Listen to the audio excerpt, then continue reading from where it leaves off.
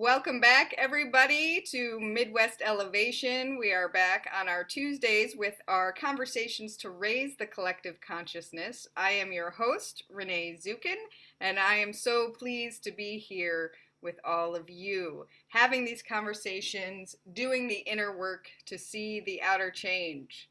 So, welcome, welcome. I am so pleased to introduce our guest today, Bonnie Hutchinson. We are going to be talking about the spiritual powers for turbulent times. Bonnie is an amazing friend and colleague that I have gotten to know over the last year, and I'm so excited to have this conversation. We have many parallels in our lives, and it's so exciting. Bonnie, in her decades as a teacher, community developer, organizational consultant, and spiritual mentor, she has been on a conscious spiritual journey. At first, she thought her spiritual journey was separate from her career, but when she started to apply spiritual practices to her work, miracles began to happen. For 35 years, she's been learning, exploring, and teaching spiritual principles and practices that help you connect more deeply to your inner wisdom. As mother, grandmother, and great-grandmother, her greatest passion is to apply spiritual wisdom in practical ways. I love that so much. To enrich our lives, to amplify the positive impact of our contributions to the world, and by our presence, to help raise the collective consciousness. So welcome, Bonnie. I am so thrilled that you are here today. And I'm thrilled to be here, Renee. Awesome. So we'll start off. I love that last part because just in your bio, right, about really applying those spiritual practices to our daily lives and what what we're doing every day, the real life, so to speak. So, and you noted that once you kind of stopped thinking about them as separate and applying them to work and life, that things really changed. Yeah, I'll tell you the story that was when I got that, because I was introduced to spiritual stuff by a friend that I worked with, and we worked in a government department. She was the most street smart, no nonsense person I had ever met. I, who grew up in a small town, now working in a city, was kind of out of my anyway, and she knew how to work a room, and she knew all this stuff. In our team meetings as government bureaucrats, when something would go down that we wondered, she was the one. She would say, "My bullshit detector is going clang, clang, clang." I love it. So had it been anyone except her, she moved away, but began to have all these bizarre adventures. And she phoned me and would talk about like trans-channel, inner plane stars. But it was my friend, the street smart. And so I was intrigued. Anyway, she was my introduction. Here's the connection to, so I started dabbling in whatever, all kinds of amazing things that in small town prairie, we didn't have a lot of exposure to. The experience that I realized, and then I got introduced to an amazing spiritual teacher named Jeannie Marshall. Anyway, I began to, one of the practices was setting an intention to just say, may I contribute to highest good. And I don't assume that I know what highest good is. So intention is different than goals. Intention is a state of being. Ooh, I love that. Yeah. I'm writing it down. And contribute to the highest good. So without the assumption, I have been known to say to the universe, the soul, I mean, whatever's out there, I do have preferences, should you be interested. But right. But contribute to the highest good. Anyway, our organizational consulting firm, my organizational consulting firm, had a project to do an evaluation of a nonprofit organization. And so when you do an evaluation, of course, the organization people are spooked because they think it's going to be a witch hunt or whatever, which it was not. But I had by then been taught about, let this evaluation be for the highest good of this organization and those it is meant to serve. That was my intention. And by that time, when I contracted people to work with me, team members, to the extent that it was possible, I always contracted people who, besides their technical skills, were comfortable with a team leader or a person that was contracting them, that we would begin our work sessions with a meditation to ask for highest good and ask to be guided by divine wisdom and so on. We just did that. It's not something we talked about with our clients, but we did that. Anyway, fast forward, by the time we had done all the research and the this and the that, the technical things that we did, my opinion was that as long as this organization had 3 key people involved, it was going to be very difficult for them to make the changes they needed to make in order to actually serve the people they were intended to serve in the optimum way. That was my opinion. I did not say that out loud to anyone. That was outside the terms of reference of what we had agreed to do. And so it would have been unethical to report that. And from my point of view, inappropriate for me to even share that opinion with my team. Sure. So we gave our report that was within the terms of reference of the project. And within 10 days, all 3 of the people I thought were difficult or would make it hard for the organization to make the changes they needed to make, all 3 of those people were gone. Wow. And the way just opened you've heard the expression mixed feelings. I was thrilled for the organization, but I was spooked. Like, I wanted to say to somebody, like, I couldn't say it to anybody because nobody except me knew what I was thinking. Right. And apparently some cosmic being agreed with me. Yeah. But that was when I knew, me dabbling with the odd transcendent experience, or let's play with crystals or sound, or and spirit and energy started to kind of flow together in my mind. But I realized probably the most important and powerful work I do really is when I'm sitting in my meditation chair asking that this, whatever it is we're working on, contribute to the highest good of ... but highest good of all that's relevant to this circumstance. That's when I knew that spiritual work is, should you choose it, should I choose it, it's actually the energy work, the invisible things that we do could be the ones that have the most impact on the world around us and make the greatest contribution. And I even have come to believe that in all of our, we each have our, what we consider to be our imperfections, our flaws, or, I wish I wasn't so snarky about blah, blah, blah. Maybe when I'm 110, I won't be so judgmental about certain things, that, etc. But if we keep going back to some phrase like, for me, highest good of all does it, or divine consciousness, or whatever are the words for each one of us, what I have come to believe, and there's some hard data,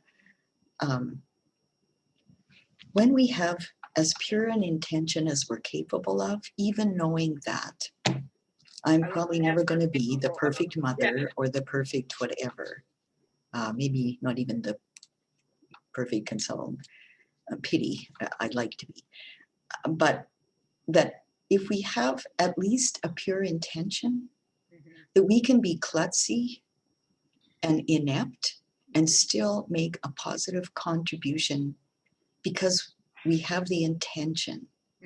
And as someone who, like many of us, was kind of raised to be a perfectionist, at least in areas that mattered to our parents. And none of us probably can always be the kind of person that we would like to be in every moment. But knowing that if you keep going back to a pure intention of something like, my intention is to contribute to the highest good. I don't know for sure what highest good is. Mm-hmm. It might look a lot different than I imagine. Frequently it does. Who'd have thunk that, this awful Right. thing actually could eventually have some higher benefit. Anyway, that's kind of, that was that experience of, did I do that? Well, anyway, it convinced me, no, my spiritual journey isn't separate from the rest of my life. In fact, the spiritual journey is my life. Mm. It's just, there's a whole bunch of moments that it isn't blindingly obvious to me that this would be part of it. Like, really? Yeah, right. Uh, Right. cataracts? Oh, come on. Uh, but Exactly. I guess, speaking of cataracts, uh, 2 out of 2 I've had Yeah. fixed in the last couple of weeks. And as you're aware, Renee, I also have another medical journey going that wasn't in my plans for 2021. But what I'm noticing is uh, everybody has something. And right now on the life of the planet, there's probably not very many people that don't have the odd stressor in their life Sure. that they wouldn't have expected a year and a half ago. Right. Right. And so we're all pulling on our reserves, our resilience, all the skills we've developed over the years to cope with that. And some of us have done better than others, or better than we would have liked, or worse, or whatever. But this knowing, if we have a pure intention for highest good of all, or some version of that, if we mean well, when sometimes it's not what we say or what we do or what we think or what we feel isn't as optimum or as pure as we would like, Mm. that because our intention is a high one, and we really do mean it, as I really did want the highest good of that organization and the people it was meant to serve. Right. That feeling of really Yeah, being I may not have known how to go about it, but I did, my intention was pure. I find that comforting. Mhm. And so I'm passing that on. Yeah, no, I appreciate it. I felt actually this immense feeling of relief as you were speaking about that, Yeah, because we don't have to have all the answers. And, in order to make a difference, we don't always have to know what we're doing, but we have to just, that have that pure intention, that good intention, and being aware of where things aren't aligning with that highest good, yeah, whatever it is, yeah, um, that make the difference. yeah, And so, yeah, so that's interesting because I felt some sense of relief of like, oh, I don't have to be really good at this job or really perfect at this situation. Um, and in fact, it reminds me a lot of the work we do with cultural competency, and yes, you know, um, and and the real good intention, right? Which which good intentions can be sometimes used as an excuse, but if it's the real true feeling of whatever is the highest good, then you're open to the conversations, you're open to the learning, you're open to the change, yeah, which makes such a difference than, oh, I know how to fix this. yeah. When I start thinking I know how to fix this, I have a few brain cells that say, danger, danger, I know. danger. I Yeah, know. Well, and I think about that in my relationships with other people yeah, in my family. When somebody else is struggling with something, whether it be my partner or a kid, and I want oh, I know, just do this, and it doesn't allow for the experience to really happen. So that's also a, well, hold on, yeah, you might have some good ideas, but yeah, exactly. I remember actually saying to somebody once, like, look, how about if I take over your life? Because I know exactly what you, and would you take over mine? I haven't a clue. it's But so much easier to do it that way sometimes. yeah, I know. Well, and that's and I was having actually a Facebook comment conversation with somebody earlier this week who was talking about um you know, I think they're a relationship coach and talking about how it's an inside job. You can't change anyone else. Yeah. Which is why we have these conversations. It is absolutely, an inside job to see anything changing outside of Yeah. us as well. Um, I love And it. I so appreciate that is how you frame things, that it starts on the inside. Mm-hmm. And then you may or may not see outer impacts of that for a while or ever. Um, but everything that you do on the inside um, has the potential Mm, to, it changes your words, it changes your behavior, it may change your thoughts and emotions. it does. Yeah. And therefore your experience. Yeah. Yeah. I love that. Well, tell us today. So you have a wonderful program that where you help people through their turbulent times by tapping into their spiritual powers. And I know that you wanted to share some things with us today that would help, um, in this very moment, some ways that we can reconnect to that power. So I'll talk about three sort of practices, stuff you can do. So one of them I got from a book called Ask Your Angels. It's by Alma Daniels and a couple of other authors whose names I forget, but Ask Your Angels. And it has a subtitle. And I go back to this and back to this. It's, I call it Begin with Grace. And it's her, some of us have chattery minds. And the idea of meditation, and you're supposed to clear your mind. Well, I like my mind doesn't do clear. Sorry, it's just that's the breaks.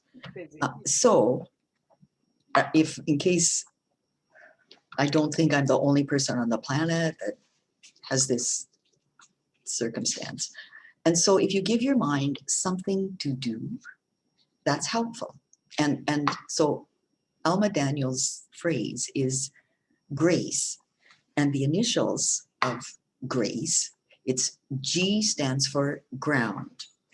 So when I know it's going to take me a while to kind of settle in and move into a deeper space, ground, then what I imagine is imagining that you have roots that are going down from bottom of your feet, base of your spine. I'm usually sitting.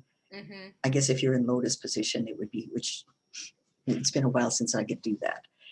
But just imagine you've got roots sinking down into the earth, roots or cords or something that you can visualize, you can imagine that you really are anchored in the earth. So that is the G in grace, is ground. You're anchored in the earth. You're grounded.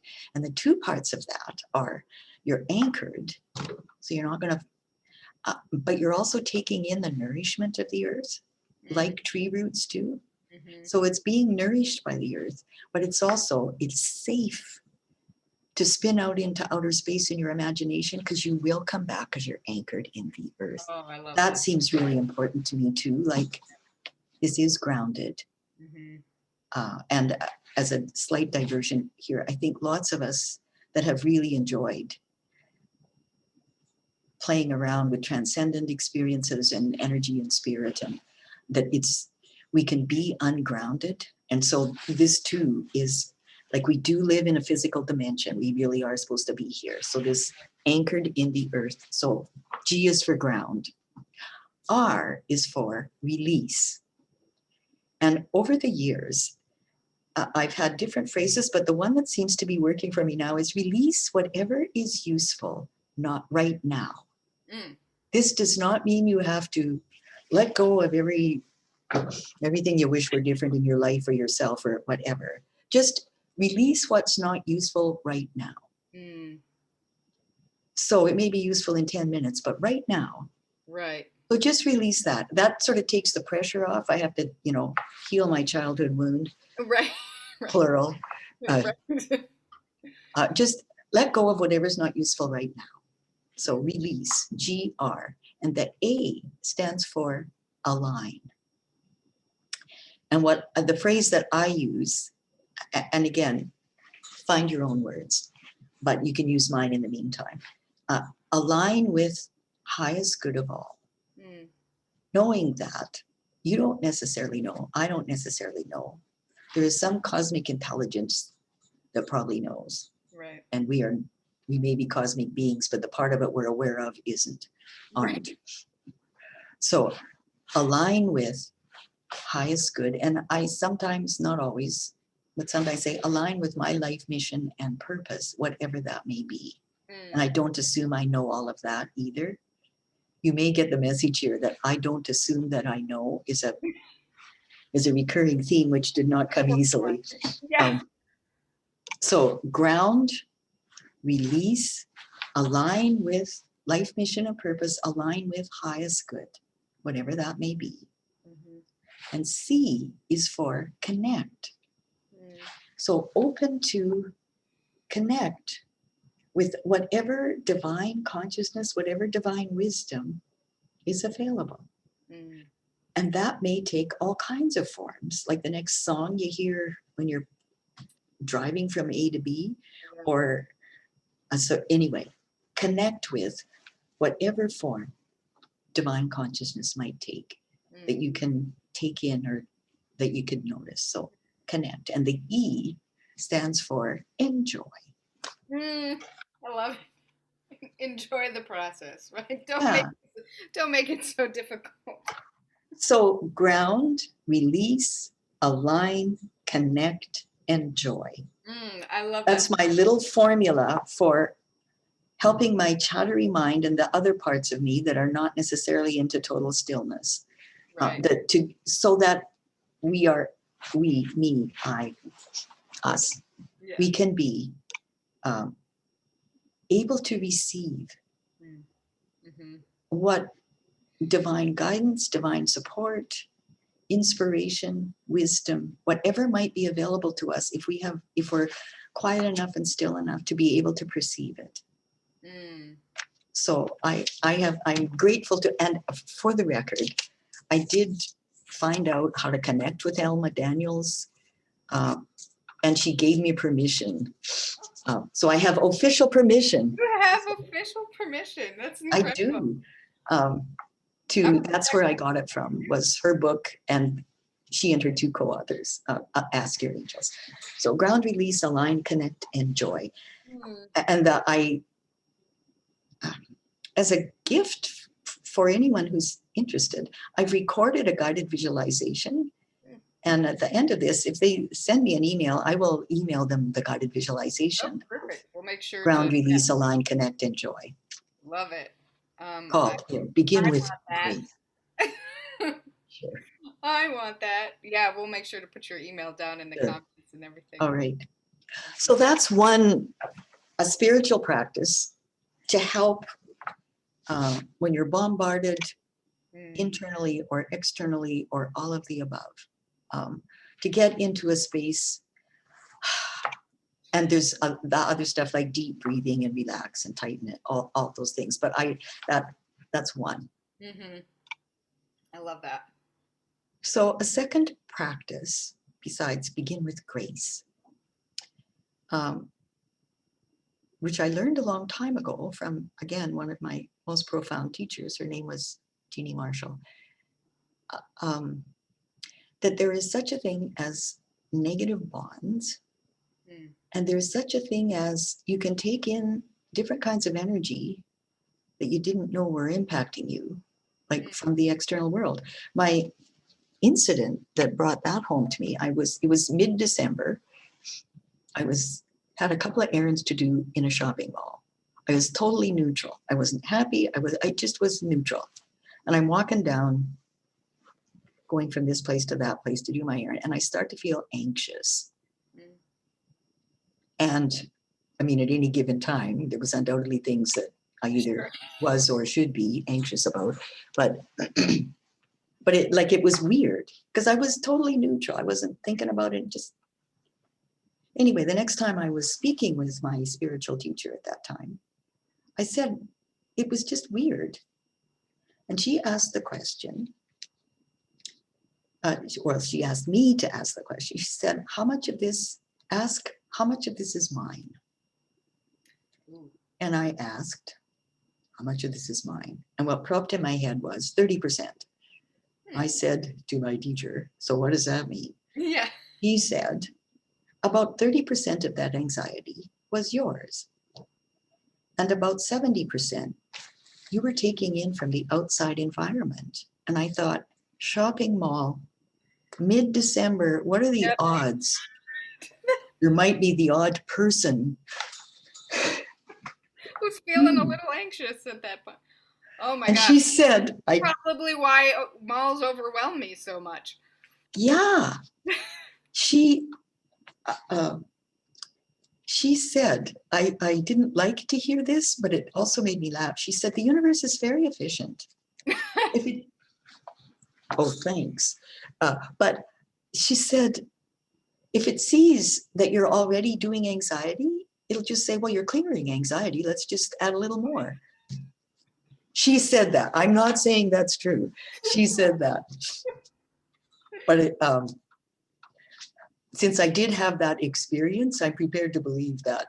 Right. And all of us have had other experiences where we realize, oh man, when you go into this place or that place, and it's not just you. Right. Right. And on the life of the planet right now, what are the odds that a lot of us are feeling a little more anxious, a little more tense, a little more stressed out than we might ordinarily? Right. Because all of us had stuff in our lives going that didn't go away just because there was a pandemic. Right. And I read somewhere you're not supposed to use the pandemic now. It causes stress. So fortunately, we know we can clear stress. Yes. Yeah. So with that as a preamble, the negative bonds between us and other people, or us in situations, or maybe it's us and the pandemic, or the whatever. Yeah. Yeah.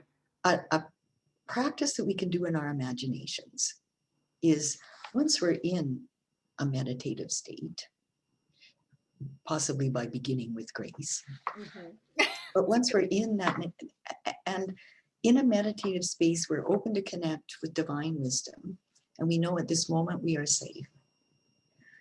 Then if we could imagine this relationship or this situation, how is it attached to you? And when I have done this or guided other people to do this, sometimes they sort of can see like, oh, there's something with a big hook at the end that's attached to me, or chains holding us together, or like you get images, or maybe it's really horrible buzzsaw sounds, or so sight, sound, touch, taste, smell. Like if you could get some physical awareness of, if you could see it, what would it look like? If you could hear it, it's easier for me to see things. For some people, audible works better if they could hear it. And so that's part one, is how is this manifesting itself? At least in your imagination, if it had a physical form, sight, sound, touch, taste, smell, what would it be? And then part two is, if it's, for example, something that's hooked into you, and it might be front, back, side, top, bottom, you just imagine, wherever that's coming from, a person or a situation, you just imagine that you are removing that from your energy field, and you attach it to higher consciousness. So that universal source, divine consciousness, can provide whatever is needed by that person or by that situation, but it doesn't have to come from your energy field. So that is, the phrase is releasing negative bonds of attachment. And one of the things I was grateful to hear from my teacher, there are some situations and some relationships that for sure they have negative bonds of attachment, and they have positive bonds of attachment. Right. And lots of really challenging relationships go on and on because people don't want to let go of the part of it that is a gift to them. Yeah. And the lovely thing that she taught me was you can keep the positive bonds of connection Mm, and release the negative bonds of attachment. Let the universe take care mm, of the ones that deplete you, mm-hmm. and you get to preserve the love or the affection or the belly laughs or Mm. that engagement or whatever it is that is a gift about the situation or a gift about the person or a gift about the environment. That's so beautiful. Isn't that cool? It is. Well, and just, the image of being able to, you know, you're not just letting it drop and Yeah, I know in relationships very often purpose. Yeah, the negative part, it's also someone you care about deeply. You would not want to do them harm. right. So when you just say, let's let universal intelligence give them whatever it is that they need, Yeah. that feels so ethical, among other things. Yes. Yes, it does. And that, oh, I'm still a decent person. Right. Right. It's not like I'm gonna, leave you Yeah, in your anger and your mess over there. yeah, I'll offer it up. yeah. Yeah. Mm, I love that. I love that. Thank you. So a third practice activity, this is one, I guess I was going to say this is one I do only when no one else is around, but that might be true of all of these. But I got it from neuro-linguistic programming. So That's a whole nother movie that I'm right? not going to Yeah. start talking about. Yeah. But so you imagine two circles Hmm. on a floor or the ground or whatever. And the first circle is where I am now. The other circle is me at my most magnificent. I love that word magnificent, by the way. Isn't it? Yeah. So let's say you're preparing for a speech and you're really nervous, or let's say whatever is going on in your life, you're just really not feeling terrific. You're scared, you're mad, you're judgmental, even though you don't, you're judgmental about being judgmental, and you're whatever, you're sad, you're grief stricken, whatever. And it isn't how you want to feel Mm. or how you want to be. So in the first circle, you simply stand in that imaginary circle and you just let yourself, it doesn't have to be forever. It could be like 120 seconds, but just feel whatever you are feeling. Mm. So the emotions, the physical sensations, the horrible limiting thoughts, um, the my spirit is sad. So just let yourself experience whatever you are experiencing. And it does something to you when you are just deliberately, okay, so really, what is my body? What is my emotion? What is my thinking? Just, and because your job is just observe or just notice. Mm-hmm. So noticing, this is, yep, this is what yep. The other circle, remember a time when you were at your finest, when you knew you were magnificent. And so you stand in that circle and you remember that time. So it might have been a time when you won some fabulous, a fabulous accomplishment. It might have been a time that was incredibly difficult and you stayed in integrity. Mm. And it wasn't necessarily a lot of fun, but you knew you were magnificent. Mm. You were the right person. You were all that you could be in that moment. Mm-hmm. So you let yourself take that in. What kind of thoughts did you have? What were the emotions? What physical sensations? And you let yourself completely experience you in your full magnificence. Mm. And then, when you feel ready, you just step back into that first circle and see how much of that magnificence can you, maybe you start with the physical sensations. Oh, that anxiety knot in my stomach. Well, let's just shift that a bit with this magnificence. Mm-hmm.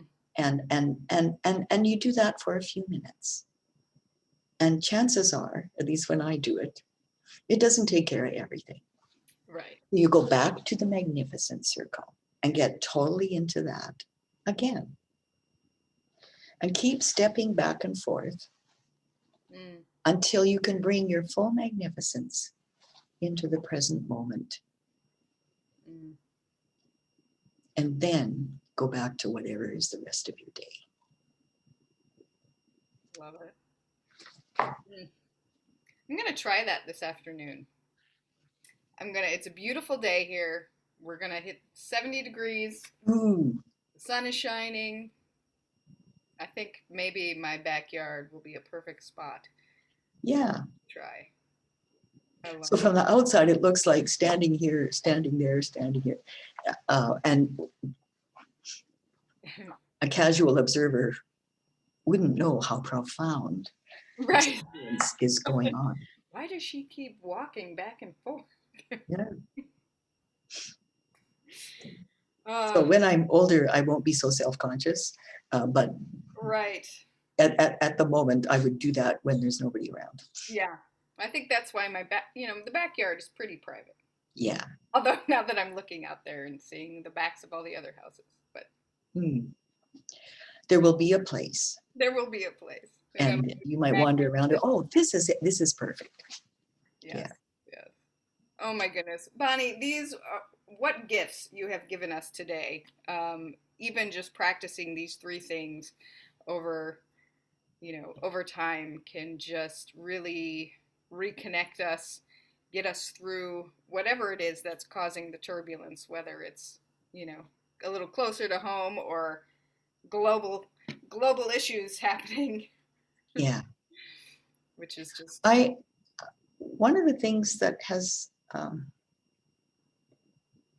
that I've been noticing in this remarkable time, I have believed for a long time that our spiritual practices, our ability to be aware of non-physical dimensions, mm, and to be guided or tune into, I have believed for a long time, I guess, at least since the time that three people that I thought were unfortunate in an organization were no longer there. And I thought it did have something to do with I asked for highest good and didn't assume I knew what it was. mm-hmm, But it's made me think but I also kind of had the somewhere between I enjoy splashing around with all these woo-woo things, which is a term of great respect. yes, Um, but until it, it's sort of underneath that, being from the Midwest as you are, you like stuff that like have some practical purpose, like it's yes, part of our DNA. right, indeed, Like what can you do with it? yep, And so, although having fun with playing around with, the wind chimes or all this, whatever, has been fun, but there is that Puritan upbringing. What can you do with it? Is it practical? mm-hmm, I have hoped and now had proven that maybe the most practical thing we can do is tap into higher consciousness and tap into the non-visible, non-audible, except in our imaginations, and tap into those, what I have come to believe are cosmic, universal consciousness, divine, high intention. mm-hmm, That in my organizational company, I ended up deciding me sitting in my meditation chair asking for highest good and not assuming I knew what it was probably the most powerful thing that I did. yep, And when I could have team members that were on that wavelength too, mm-hmm, I couldn't always for every function in every project, but that we could contribute in that energetic way, as well as the practical, technical people that people could get a budget for and right, pay right, us. And so the whole,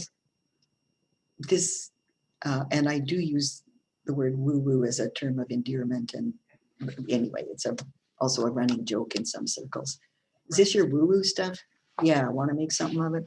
Right, But exactly. yes, as a matter of fact, it's incredibly powerful. Mhm.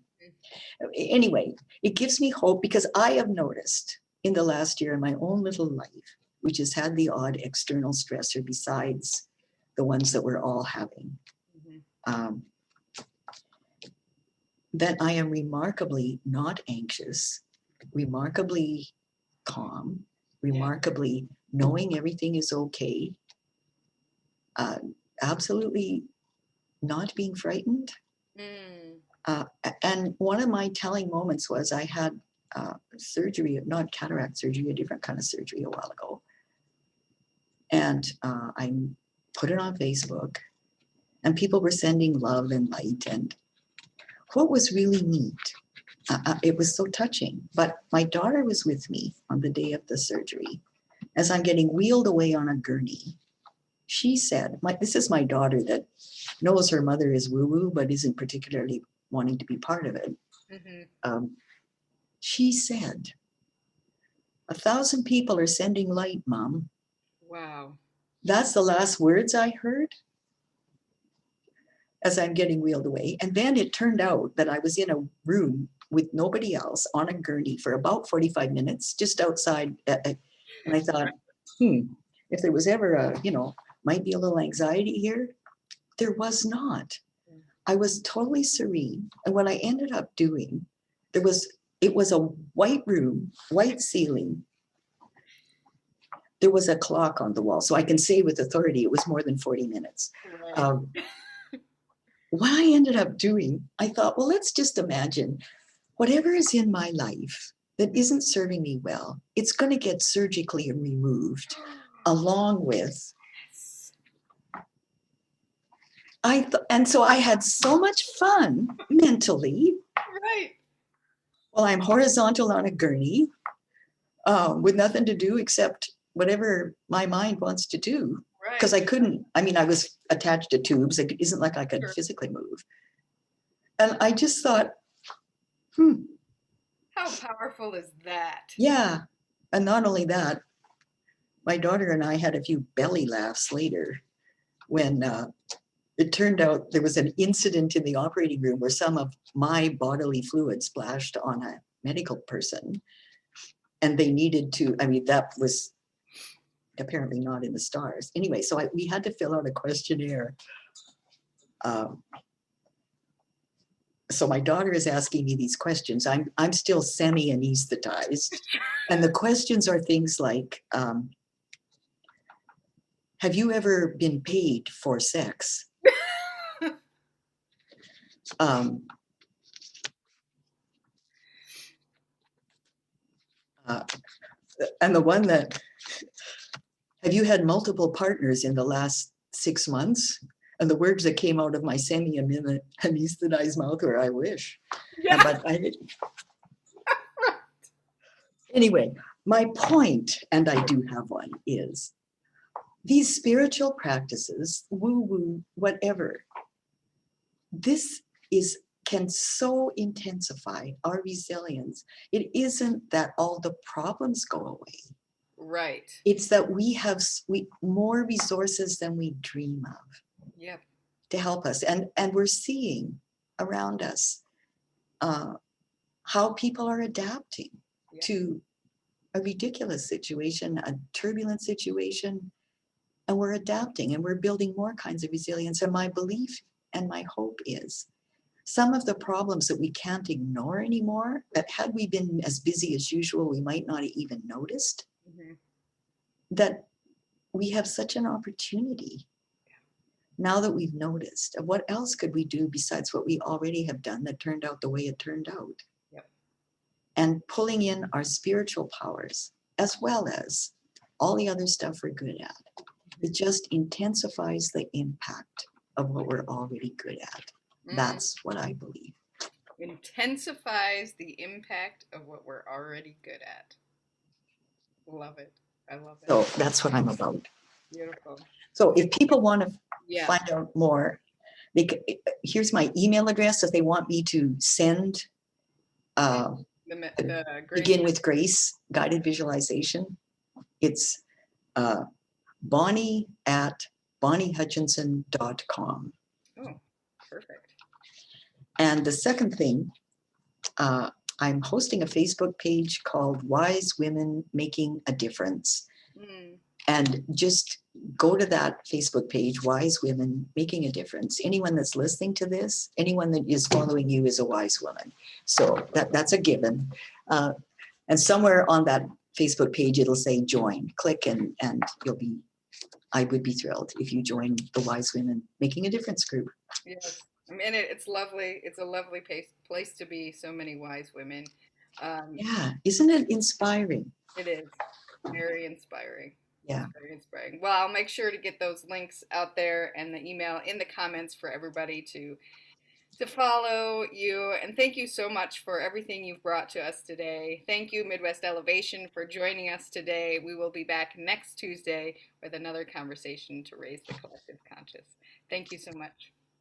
Bye.